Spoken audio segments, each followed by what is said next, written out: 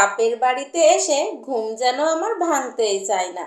যতই ভাবি সকাল সকাল উঠবো ততই যেন লেট করে ফেলি।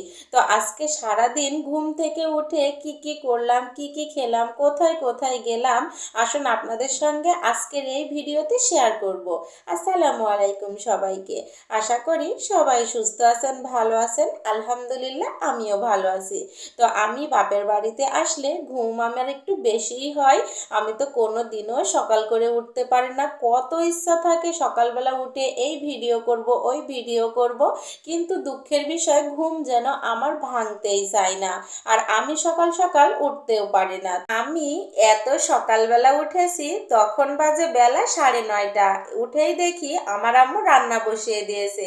আজকে আমার আম্মু আমাদের মাঠে জন লেগেছে, তাদের জন্য রান্না করছে। তো বড় একটা হাঁড়িতে কিন্তু আমার মা রান্না বসিয়ে দিয়েছে। গেরস্ত বাড়ির কিন্তু এইরকমই রান্না বান্না হয়। যাই হোক, তারপরে আমি চলে এসেছি ছাদের ওপরে রোদ্রে। আর এসেই দেখি আমার মেজো চাচিরা এখানে বড়ি দিচ্ছে। আর গ্রামের পরিবেশটা কিন্তু এইরকমই হয়, সবাই একসাথে মিলে বড়ি বসাতে থাকে। আর গ্রামের শীতের সকালে বড়ি বসানোর তো ধুম বয়ে যায়। আর এইদিকে আমার মেজো চাচি ফেনিয়ে দিচ্ছিল, আর আমার চাচাতো বোন বড়িগুলো টপাটপ বসিয়ে নিচ্ছিল। আর বড়ি বসাচ্ছে দেখুন বাঁশের চালিতে। আর এগুলো কিন্তু কুমড়ো বড়ি মাসকলাইয়ের ডাল দিয়ে দেওয়া হচ্ছে। এইদিকে অনেকগুলো চালি আছে, এই চালির বড়িগুলো গতকালকে দেওয়া হয়েছে, এগুলো প্রায় শুকিয়ে এসেছে। আর আজকে আবার নতুন করে এইগুলো দেওয়া হচ্ছে। তারপরে দুপুরবেলা আমি গোসল করে একটু রোদ্রে দাঁড়িয়েছিলাম, তখন দেখতেছি সবাই একে একে গোসল করতে আসছে। আর গোসলটা করছে আমাদের বাড়ির সামনে কলা বাগান আছে, তার সামনে একটা পুকুর আছে। এই পুকুরের ঠান্ডা পানিতে সবাই ঝাঁপ দিয়ে দিয়ে গোসল করছে। এখানে কিন্তু আমার আম্মু আছে, আর আমার আম্মুর পিছে পিছে এসে আমি গোসল করা দেখছিলাম। এত ঠান্ডা পানিতেও এরা কিভাবে গোসল করছে দেখো। তো এদেরকে দেখলে বোঝাই যায় না যে এরাও মানুষ। আসলে এই মানুষই সব রকম পরিবেশের সাথে কিন্তু মিলে যেতে পারে। আসলে যখন যেই পরিবেশে মানুষ বড় হয়ে ওঠে, তখন কিন্তু সেই পরিবেশটাই তার সাথে মিশে যায়, তাই না?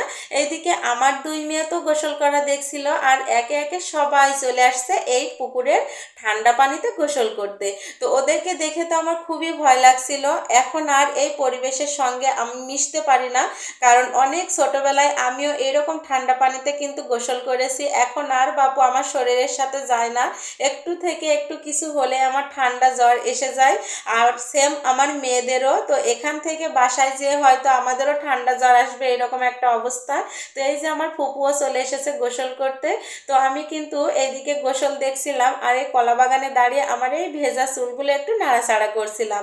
আসলে বলো তো, আমি কি খুব বেশি মোটা হয়ে গিয়েছি? আমি গ্রামে এসেছি, সবাই বলছে আমি নাকি মোটা হয়ে গিয়েছি। যাই হোক, গোসল টোসল শেষ করে এসে এখন দুপুরবেলা মজার মজার মায়ের হাতে রান্না খাবো।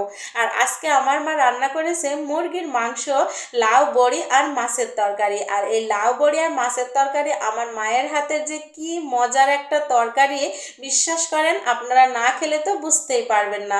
তো এখন এই মায়ের হাতের মজার মজার খাবার এখন আমরা মজা করে খাবো। তো আজকের ভিডিওটা আমাদের এই পর্যন্তই রাখছি। আবারও দেখা হবে পরবর্তী ভিডিও নিয়ে। আর সেই পর্যন্ত সবাই সুস্থ থাকুন, ভালো থাকুন, আর আমাদের জন্য দোয়া করুন। আর আজকের ভিডিওটা কেমন লাগলো অবশ্যই কমেন্ট করে জানিয়ে যাবেন।